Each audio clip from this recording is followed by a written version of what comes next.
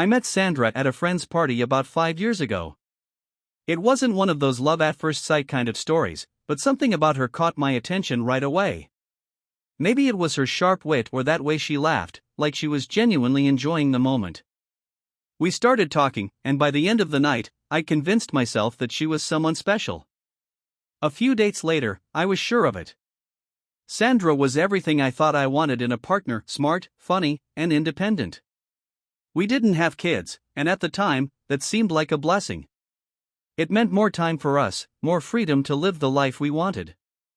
Things moved quickly after that. We got married within a year.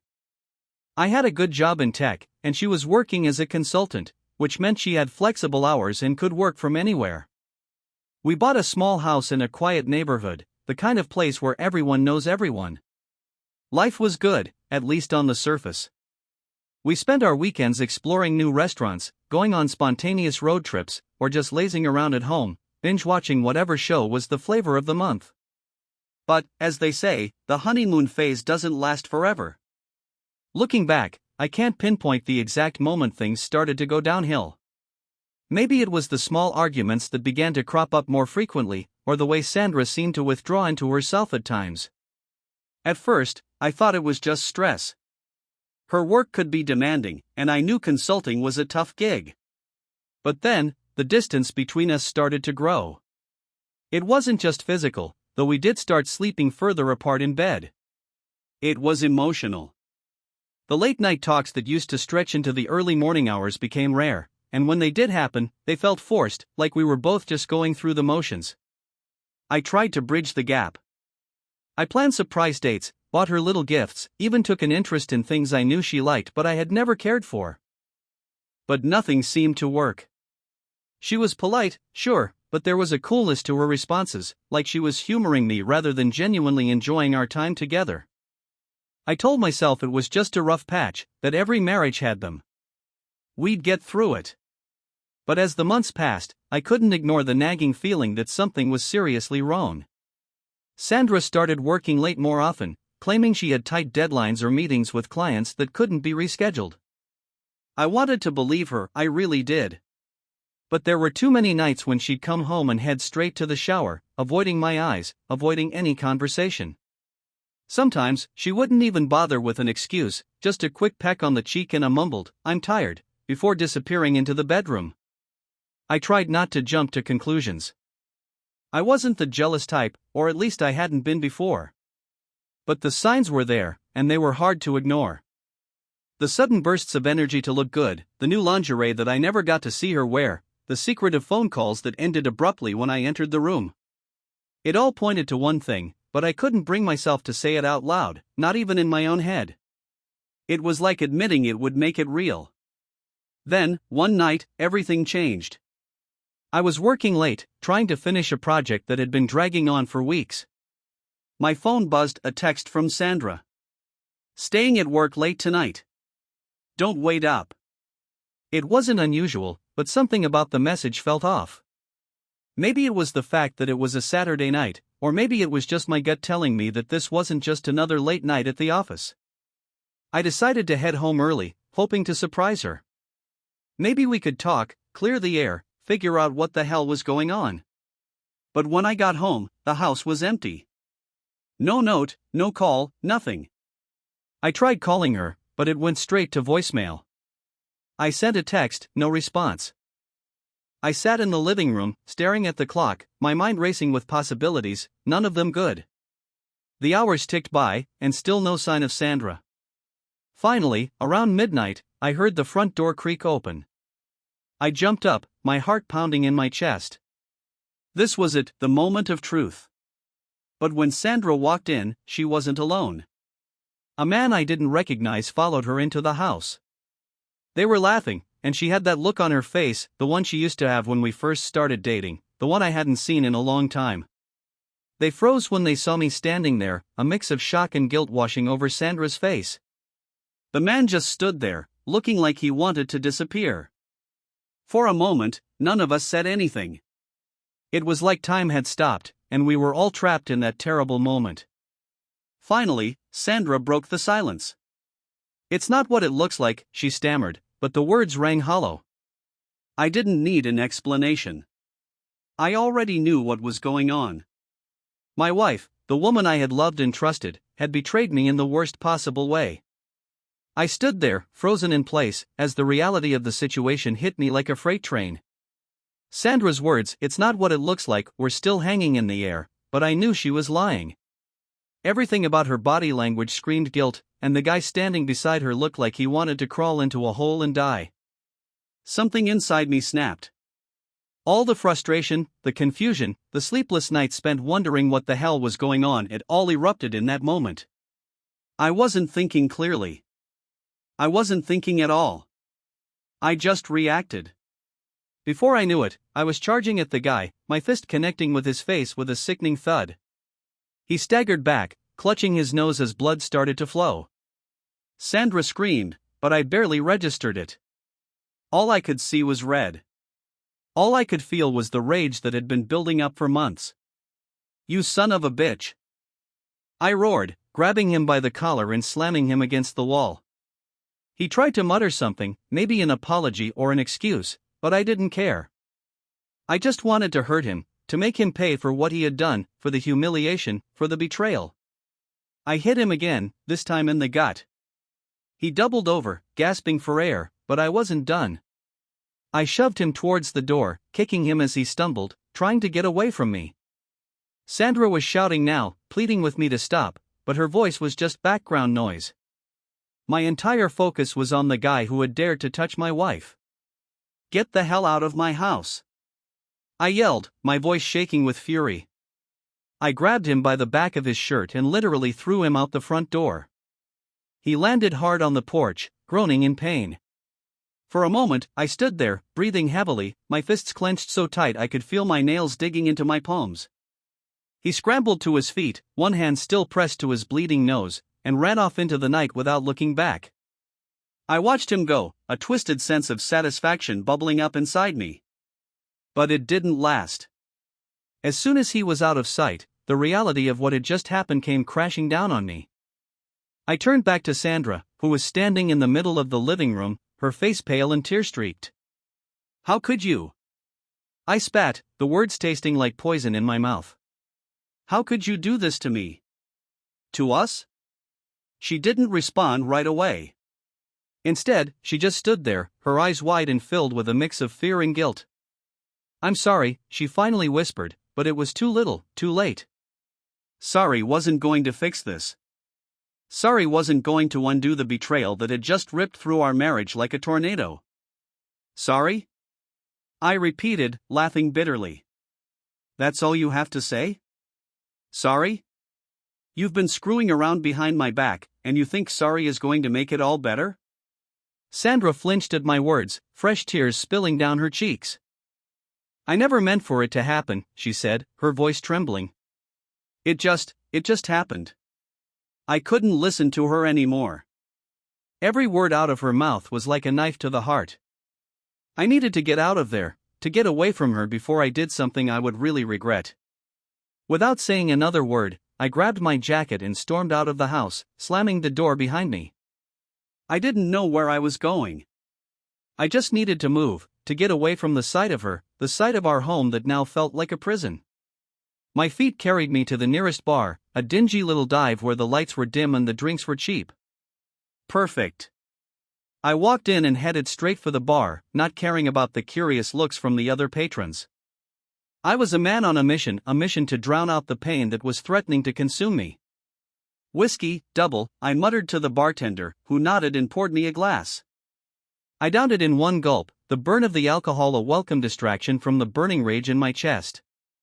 I motioned for another, and then another, until the edges of the world started to blur and the pain dulled to a distant throb. The bar was quiet, with only a few other souls scattered around, lost in their own worlds of misery or indifference. I didn't care about any of them.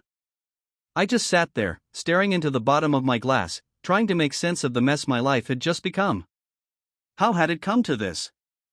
How had the woman I loved turned into a stranger? When did our marriage start to unravel? The questions kept swirling in my mind, but the answers were elusive, just out of reach. I ordered another drink, ignoring the bartender's concerned look. I wasn't in the mood for sympathy. What I needed was oblivion, something to make me forget, even if just for a little while. As the alcohol took hold, my thoughts grew fuzzier, and the anger that had been driving me started to fade, replaced by a deep, aching sadness. This wasn't how things were supposed to be. We were supposed to be happy, supposed to grow old together. Instead, I was sitting in a shitty bar, trying to drink away the image of my wife with another man. Eventually, the bartender cut me off, mumbling something about how I'd had enough. I didn't argue. I just tossed some bills on the counter and stumbled out into the cool night air. The streets were empty, and the only sound was the distant hum of traffic. I stood there for a moment, swaying slightly, before I started walking again, not really sure where I was going. I ended up at a small park a few blocks from our house. The kind of place where we used to take walks together, back when things were good, back when I thought we had something real. I found a bench and sat down, burying my face in my hands. The alcohol wasn't enough to keep the pain at bay anymore. It all came rushing back, overwhelming me. I sat there for what felt like hours, lost in a sea of despair. I wasn't sure what to do next. Everything I thought I knew about my life, about Sandra, had been shattered in an instant. How do you pick up the pieces after that? How do you move forward when the person you trusted most in the world betrays you? Eventually, I dragged myself back to the house. The lights were still on, and I could see Sandra moving around inside. For a moment, I considered turning around and leaving, just walking away from it all. But I couldn't. I needed answers, needed to understand why this had happened, even if the truth was the last thing I wanted to hear. Taking a deep breath, I pushed open the door and stepped inside. Sandra was sitting on the couch, her eyes red and swollen from crying. She looked up as I entered, her expression a mix of hope and dread. "We need to talk," I said, my voice low and steady, even though my insides were still churning with anger and hurt. She nodded silently, wiping at her tears, and I sat down across from her, bracing myself for what was sure to be one of the hardest conversations of my life. Sitting across from Sandra, I could feel the tension in the room thickening, suffocating us both. The alcohol buzz was wearing off, replaced by a sharp, raw pain that cut deep. I could still see the image of that guy in our living room, still feel the sting of betrayal gnawing at my insides. I had to confront her, had to get the truth, no matter how ugly it was. She looked at me with those tear-streaked eyes, trying to muster some semblance of remorse. But all I saw was the woman who had just shattered my life. I took a deep breath, trying to steady my voice. "Who the hell was that guy, Sandra? And don't give me any more bullshit. I want the truth. Now." She flinched at my harsh tone, her hands trembling as she wiped her face. "His name is Michael, he's someone I met at work." "Someone you met at work?" I repeated, my voice rising. "You bring someone you met at work into our home? Into my home? How long has this been going on, Sandra? How long have you been lying to me?" She opened her mouth to speak, but no words came out. Her silence was an answer in itself. The rage that had been simmering inside me started to boil over again. "How long?" I demanded, slamming my fist on the coffee table, causing her to jump. 6 months, she finally whispered, her voice barely audible. "It's been 6 months. 6 months. Half a year of deceit. Half a year of her sneaking around, lying to my face, pretending everything was fine while she was screwing around with some asshole named Michael." I shot up from my seat, pacing back and forth, trying to control the urge to put my fist through the wall. 6 months, Sandra? 6 fucking months, and you didn't think to tell me? To be honest for once in your goddamn life? She started to cry again, but I had no sympathy left to give. Not after what she had done. I didn't know how to tell you. I didn't want to hurt you. Hurt me? I barked out a bitter laugh. "Well, congratulations, you did a hell of a job anyway. How could you do this, Sandra? How could you destroy everything we had?" "I never meant for it to happen," she sobbed. It just got out of control. I was done listening to her excuses. Out of control? You think that justifies what you did? You think that makes it okay? Before she could respond, there was a loud knock on the door. The sound cut through the air like a knife, and both of us froze. The knocking came again, more insistent this time. I walked over, my mind still reeling from everything that had just happened. I wasn't expecting anyone, and the last thing I wanted was a visitor. When I opened the door, 2 police officers stood on the porch, their faces a mix of concern and authority. One of them, a tall, broad-shouldered guy with a buzz cut, spoke first. "Sir, we received a call about a disturbance at this address. Is everything all right?" I felt a wave of panic wash over me, realizing that Sandra must have called them while I was out, probably scared after I threw Michael out of the house. I took a deep breath, trying to calm myself before responding. "Yeah, everything's fine," I lied, forcing a tight smile. "Just a domestic argument, nothing to worry about." The officer's eyes narrowed, clearly not convinced. "Sir, we need to make sure everyone inside is safe. Do you mind if we come in?" I hesitated, glancing back at Sandra, who was still sitting on the couch, her face pale and streaked with tears. The last thing I wanted was to involve the police in this mess, but I knew I didn't have much of a choice. If I refused, it would only make things worse.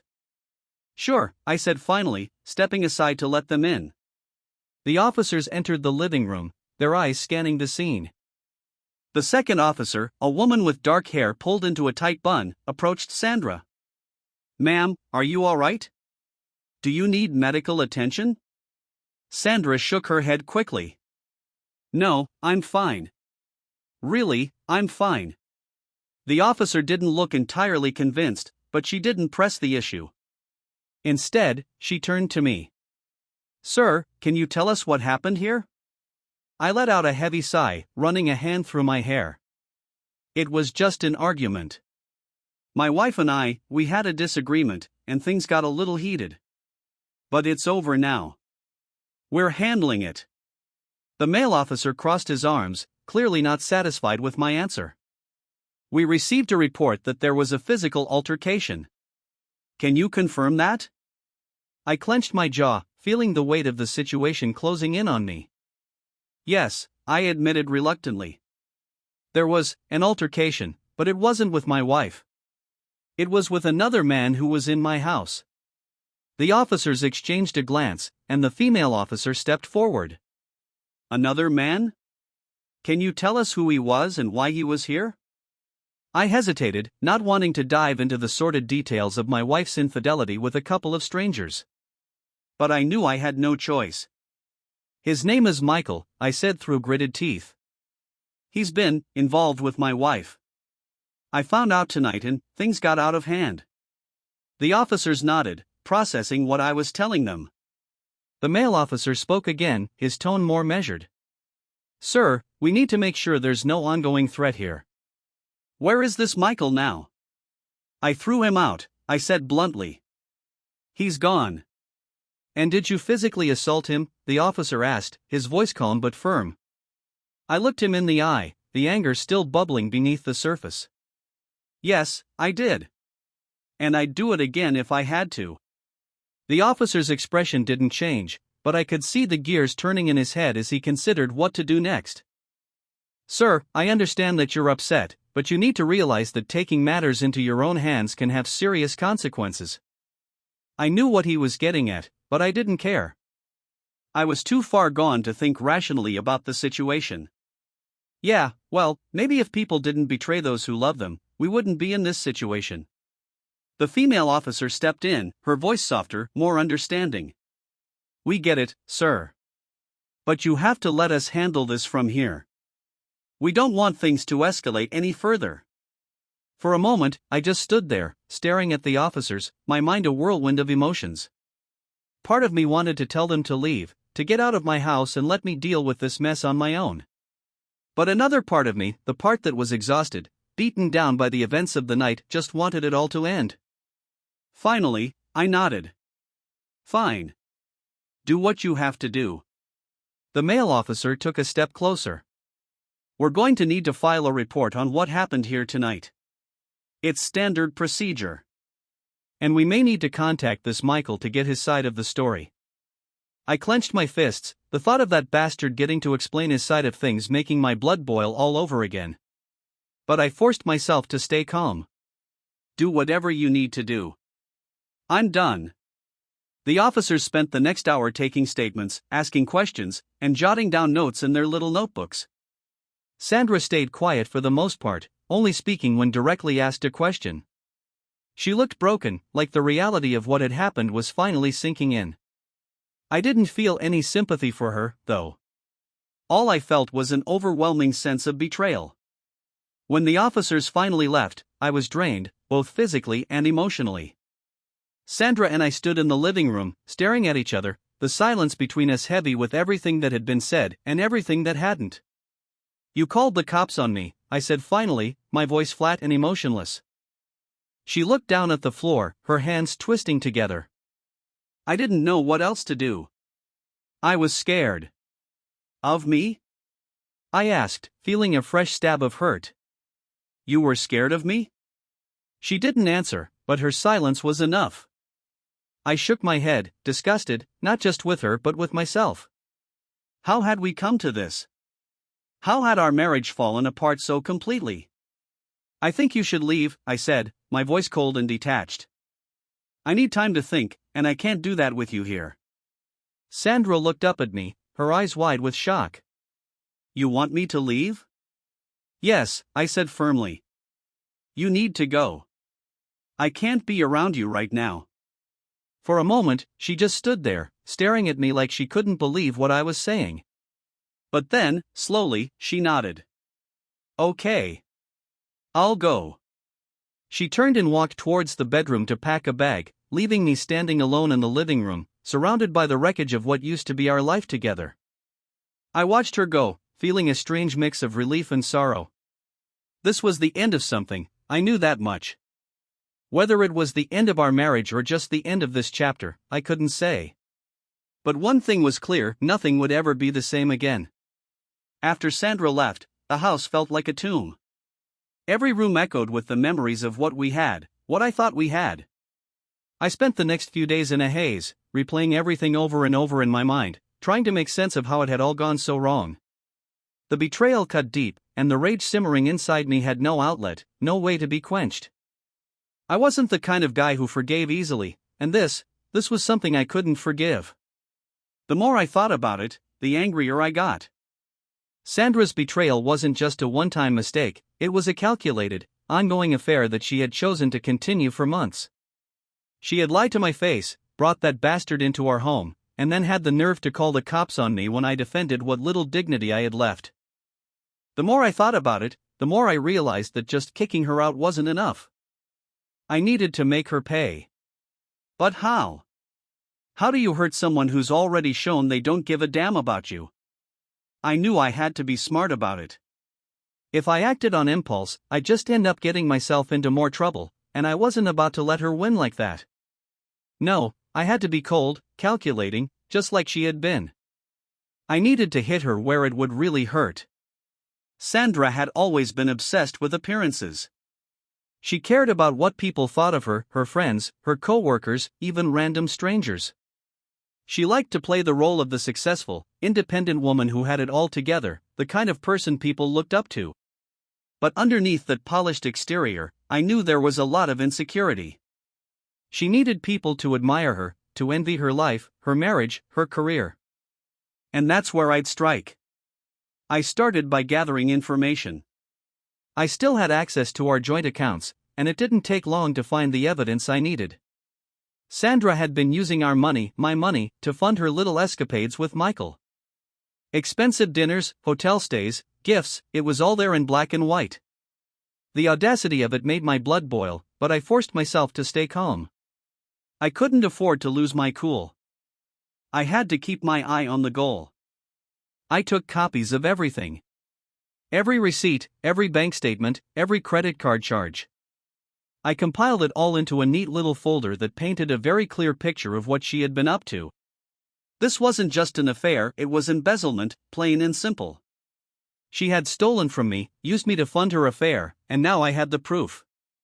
But I wasn't going to confront her with it directly. No, that would be too easy. Instead, I decided to hit her where it would hurt the most, her reputation. Sandra was up for a promotion at work, something she had been gushing about for months. It was a big deal, a major step up in her career, and she was confident she was going to get it. But what would happen if her bosses found out what she had been up to? What if they knew she had been misusing company time and resources, engaging in an illicit affair, and stealing from her husband? I knew it would destroy any chance she had of getting that promotion. Hell, it might even cost her the job. I put together an anonymous package, copies of the receipts, a letter detailing her activities, and a few choice photos I had found on her phone when she wasn't looking. I made sure everything was meticulously organized, easy to follow, and impossible to ignore.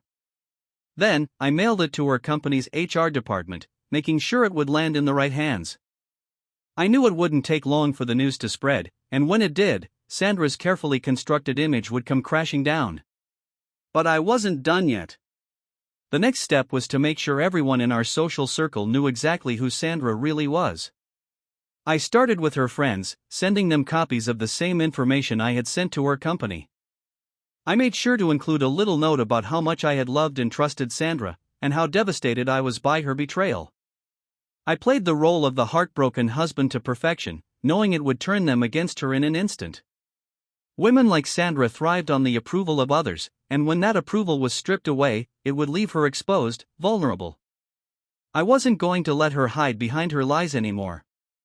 I was going to drag her into the light, force her to face the consequences of her actions. I didn't care if it made me look vindictive or petty.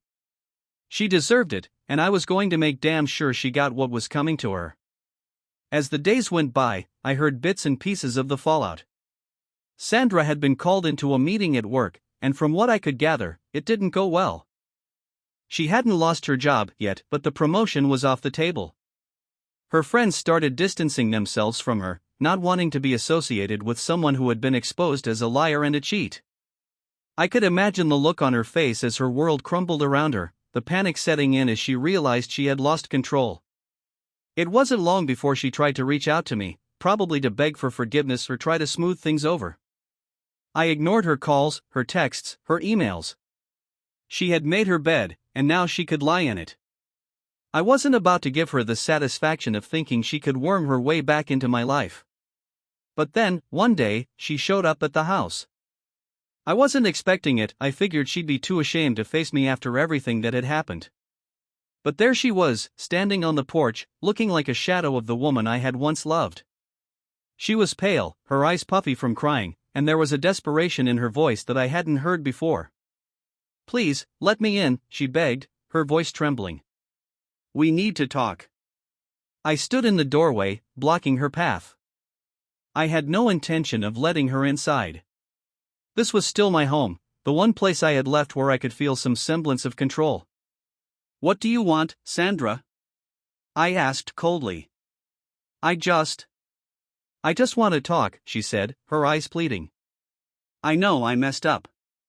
I know I hurt you, and I'm so sorry. But please, we can work this out. We can fix this." "Fix this?" I repeated, incredulous. "There's no fixing this, Sandra. You destroyed everything. There's nothing left to fix." She started to cry again, but I wasn't moved. I had seen enough of her tears, heard enough of her empty apologies. "Please," she whispered. "I don't know what to do. I've lost everything." "Everything?"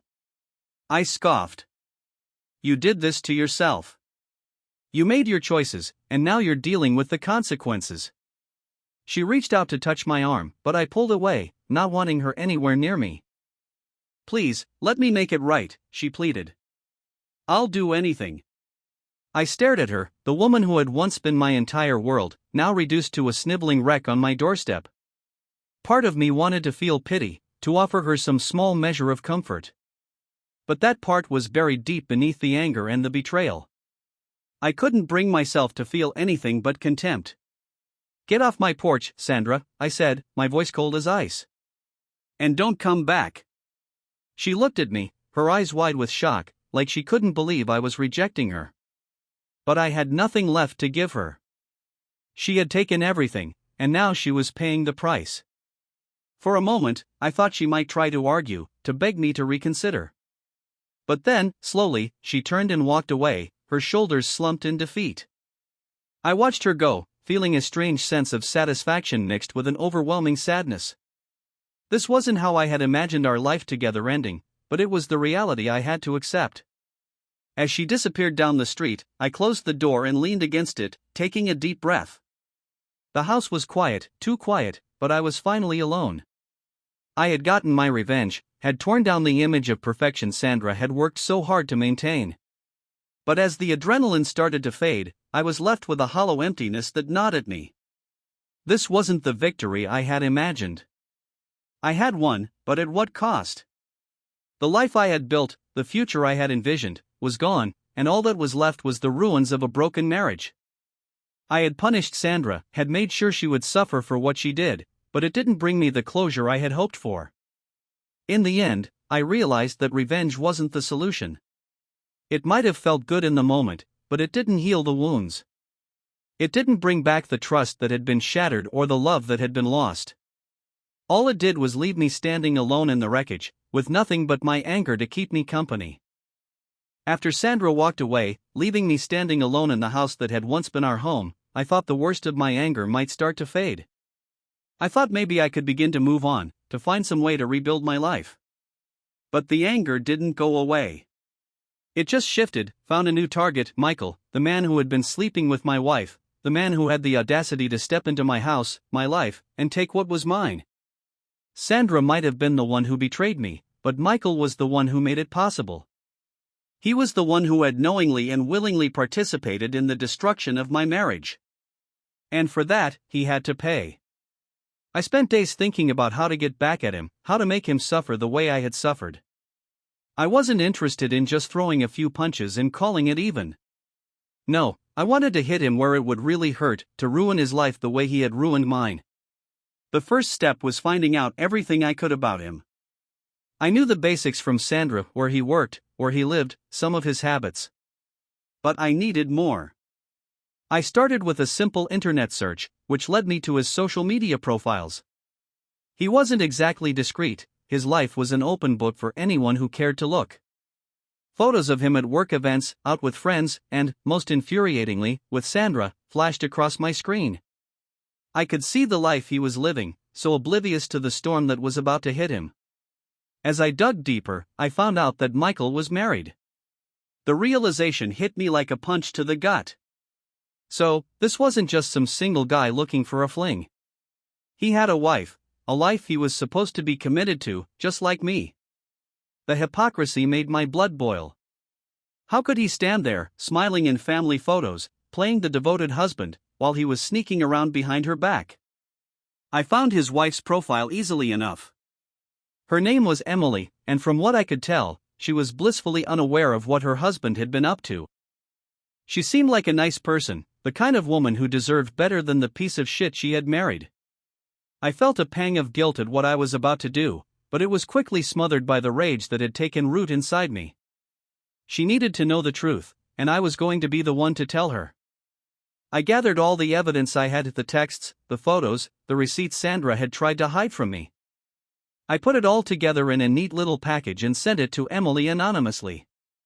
I didn't need to sign my name to it, the truth would speak for itself. I knew it would destroy her, just as it had destroyed me. But I told myself it was for the best. She deserved to know who her husband really was, what kind of man she was sharing her life with. But I wasn't done yet. Michael needed to feel the consequences directly. I wanted to take away everything he cared about, just as he had taken away everything from me. I knew where he worked, a mid-level manager at some generic corporate job, the kind of place where reputation mattered. It wasn't hard to figure out who his boss was, and with a little more digging, I found out they were particularly close. A mentor relationship, from what I could tell. I put together another package, this one filled with all the dirty details of Michael's affair with Sandra. I included screenshots of texts that left no doubt about what had been going on. I made sure to highlight the fact that he had been using company time and resources to carry on his affair. I knew that in a place like that, this kind of scandal could ruin him. It was exactly what I wanted. I sent it to his boss, and then I waited. It didn't take long for the fallout to start. A week later, I heard from a mutual acquaintance that Michael had been suspended from his job pending an investigation. Word had gotten out about the affair, and his reputation was in tatters. His marriage was falling apart, and now his career was on the line. I couldn't help but feel a dark satisfaction as I imagined him scrambling to keep everything together, knowing it was slipping through his fingers. But even that wasn't enough. I needed to see him face to face, to confront him and let him know exactly who had brought his world crashing down. I waited outside his office one evening, knowing he would be leaving late, trying to put out the fires I had started. When he finally walked out, he looked like a man on the edge, disheveled, stressed, beaten down by the weight of his own actions. I stepped out of the shadows, blocking his path. He looked up, and for a moment, he didn't recognize me. But then I saw the flash of recognition in his eyes, followed by fear. He knew why I was there. "Michael," I said, my voice low and cold. He didn't say anything at first, just stared at me like a deer caught in headlights. But then he tried to put on a brave face, tried to act like he wasn't afraid. "What do you want?" he asked, his voice shaking slightly. "I think you know," I replied, taking a step closer. "You've destroyed my life, and now I'm returning the favor." "I didn't," he started to say, but I cut him off. "Save it," I snapped. "I know exactly what you did. You thought you could just take what you wanted and get away with it? You thought there wouldn't be any consequences?" He swallowed hard, taking a step back. "Look, I'm sorry, alright? I didn't mean for any of this to happen." "Didn't mean for it to happen?" I repeated, laughing bitterly. "You made a choice, Michael. Every time you sent her a text, every time you met her at some sleazy motel, you made a choice. And now you're going to pay for it." "What do you want from me?" he asked, desperation creeping into his voice. I stepped closer, until I was right in front of him, so close I could see the sweat beading on his forehead.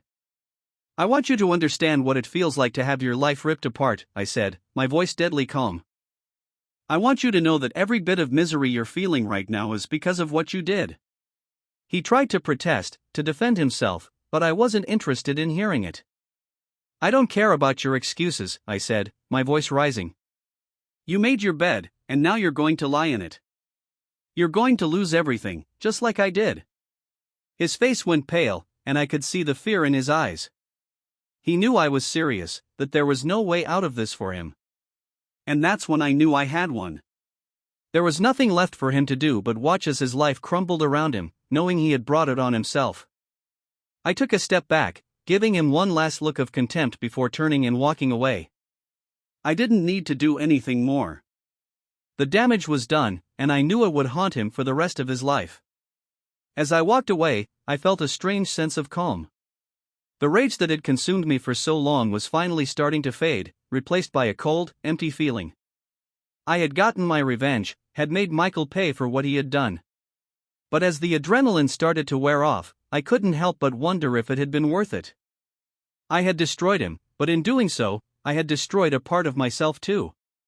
There was no going back now, no undoing what I had done.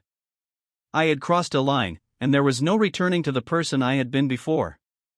But maybe that was for the best. The man I used to be was gone, and in his place was someone harder, someone who had learned the price of betrayal. I knew I would never be the same again. But as I walked away from Michael, leaving him to pick up the pieces of his shattered life, I realized I didn't want to be. The person I had become was stronger, more resilient, and ready to face whatever came next. And maybe, just maybe, that was the real victory. A few days after my confrontation with Michael, I found myself sitting alone in the house, the quiet pressing in on me from all sides. The storm of emotions that had driven me for weeks, rage, betrayal, the desperate need for revenge, had finally settled into a hollow emptiness. The satisfaction I had felt in making Sandra and Michael pay for what they did was fleeting, and now, I was left to grapple with the aftermath. I hadn't heard from Sandra since the day I threw her out, but I knew it was only a matter of time before she reached out again. I wasn't sure what I'd say when that moment came.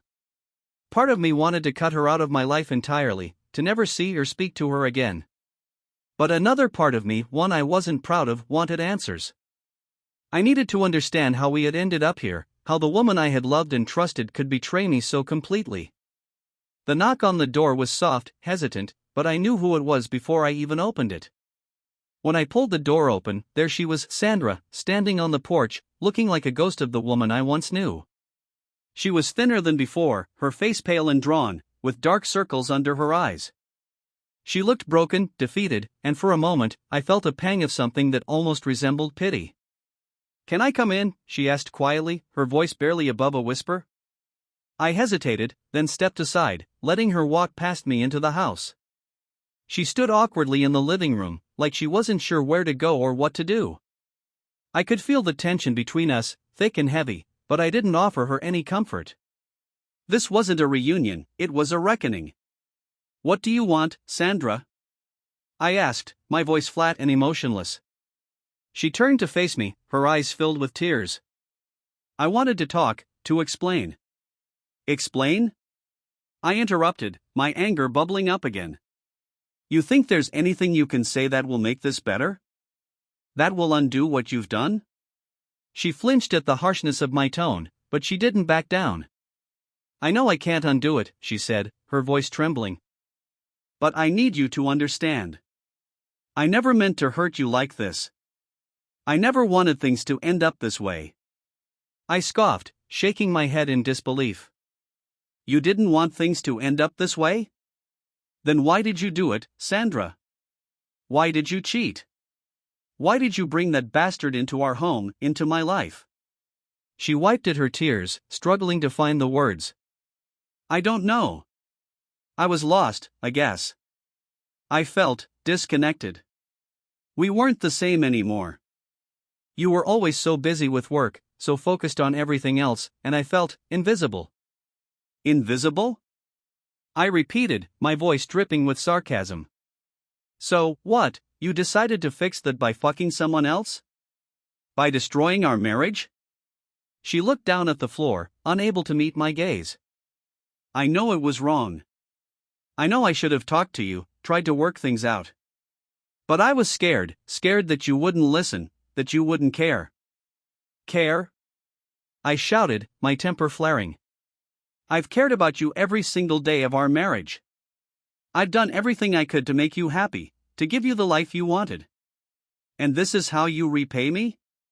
Sandra started crying in earnest now, her shoulders shaking with the force of her sobs. "I'm sorry," she choked out. "I'm so sorry." But her tears didn't move me. I had seen her cry before, had heard her apologies, and they meant nothing to me now. They were just empty words, just like the promises she had made when we stood at the altar all those years ago. "Sorry isn't enough," I said coldly. "Sorry doesn't erase what you did. It doesn't take away the pain, the betrayal. You made your choice, Sandra, and now you have to live with it." She looked up at me, desperation in her eyes. "I'll do anything to make it right. Please, just give me a chance." "A chance?"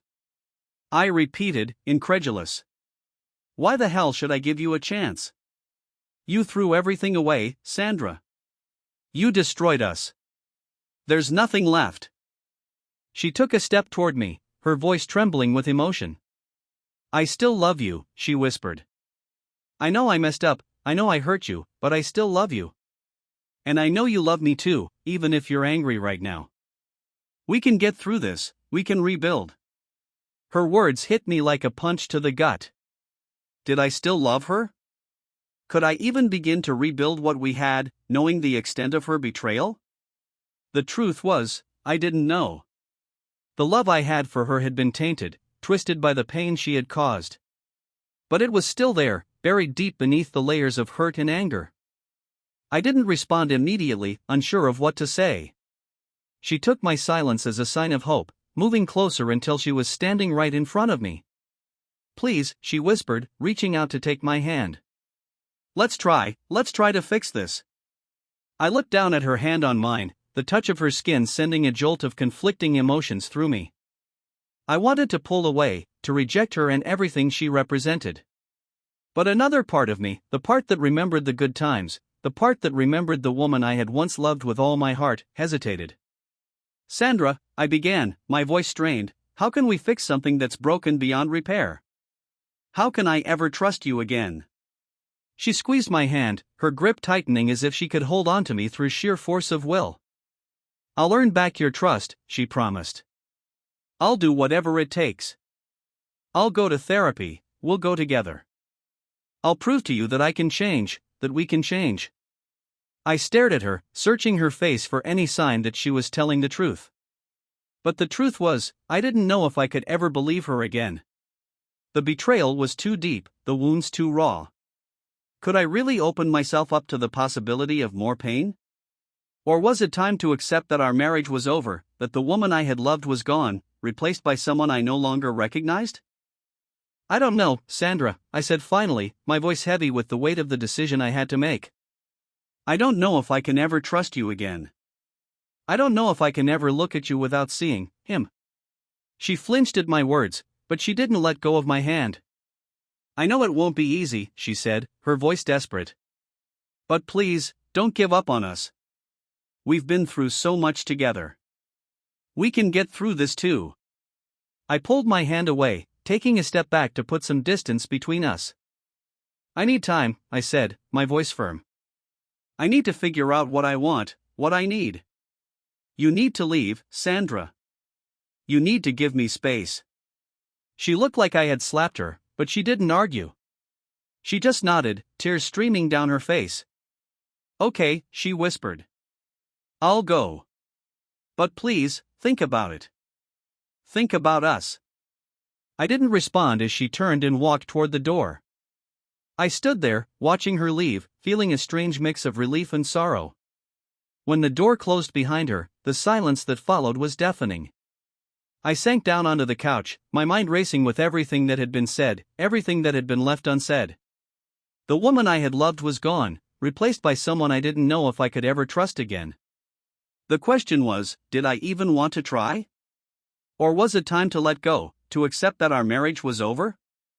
The house felt empty, hollow, as I sat there, lost in thought. The idea of rebuilding, of trying to salvage something from the wreckage, seemed impossible. But the thought of walking away, of leaving behind everything we had built together, was just as daunting. I didn't have an answer. Not yet. But I knew one thing for sure, I couldn't go back to the way things were. Whatever happened next, it had to be different. It had to be honest, or it wasn't worth saving at all.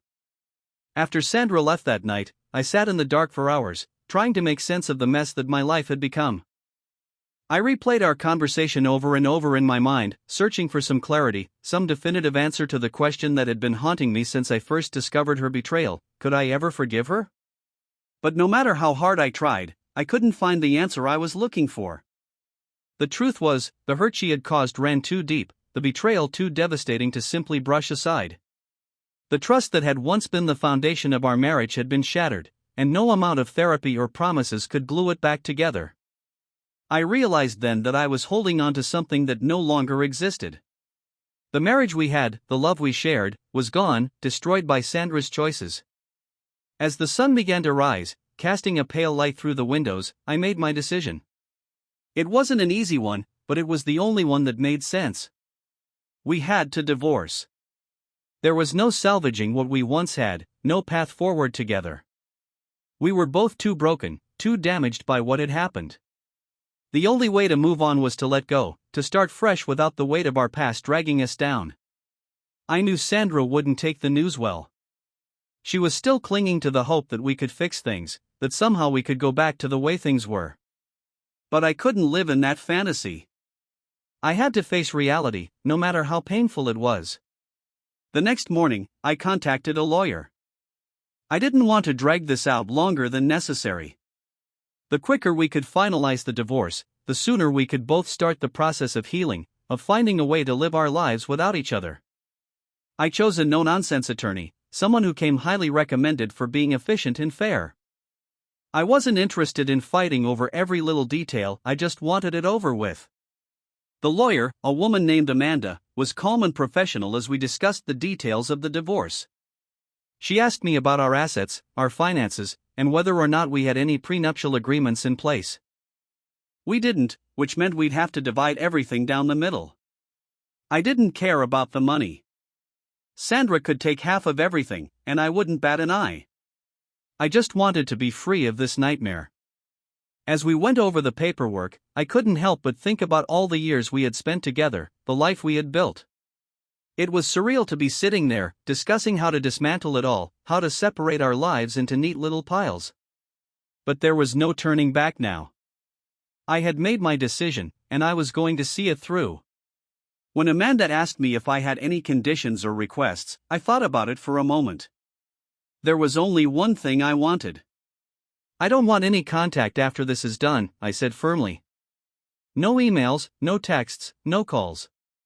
Once the divorce is finalized, I want her out of my life completely. Amanda nodded, making a note in the file. We can arrange that, she said. I'll make sure it's included in the settlement agreement. We finished up the meeting, and she told me she would reach out to Sandra's lawyer to begin the process.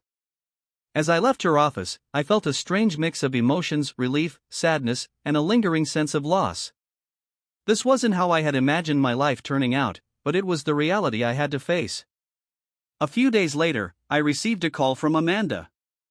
She told me that Sandra had been served with the divorce papers and that her lawyer had reached out to discuss the terms. As expected, Sandra was devastated. She had tried to negotiate, to plead for more time, but I was firm. The decision was final, and I wasn't going to be swayed.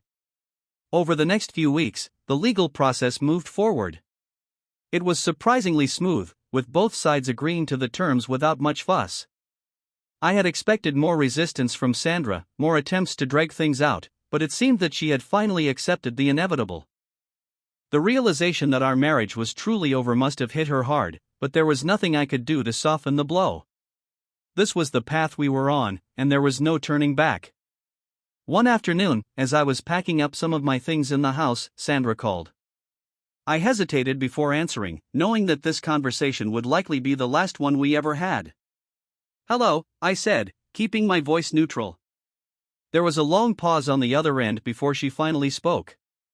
I got the papers, she said quietly. I signed them. Good, I replied, unsure of what else to say. The finality of it all hung heavy in the air. I just wanted to say goodbye, she continued, her voice trembling. And to tell you that I'm sorry. For everything. I closed my eyes, feeling a wave of exhaustion wash over me. Sandra, we've been over this. There's nothing more to say. I know, she whispered. But I needed to say it anyway. I needed you to know that I'll never forgive myself for what I did. I'll regret it for the rest of my life. There was a sincerity in her voice that made my chest tighten. I believed her, I knew she was truly sorry. But it didn't change anything. The damage was done, and there was no going back. I hope you find peace, Sandra, I said finally, my voice softening. I really do. But I can't be a part of your life anymore. We both need to move on. She didn't respond right away, but I could hear her crying softly on the other end of the line. It was heartbreaking, but I couldn't let myself get pulled back into that darkness. I had to stay strong, for both of us. Goodbye, Sandra, I said, my voice firm. Goodbye, she whispered, and then the line went dead.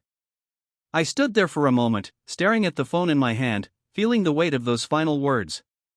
It was over. Truly over. I had lost the woman I loved, but in doing so, I had also freed myself from the pain and betrayal that had consumed me for so long. The next few weeks passed in a blur as the divorce was finalized. I moved out of the house, leaving behind the memories that were too painful to hold on to. I found a small apartment on the other side of town, a place where I could start fresh, away from the ghosts of my past. The day the divorce was officially finalized, I felt an odd sense of closure.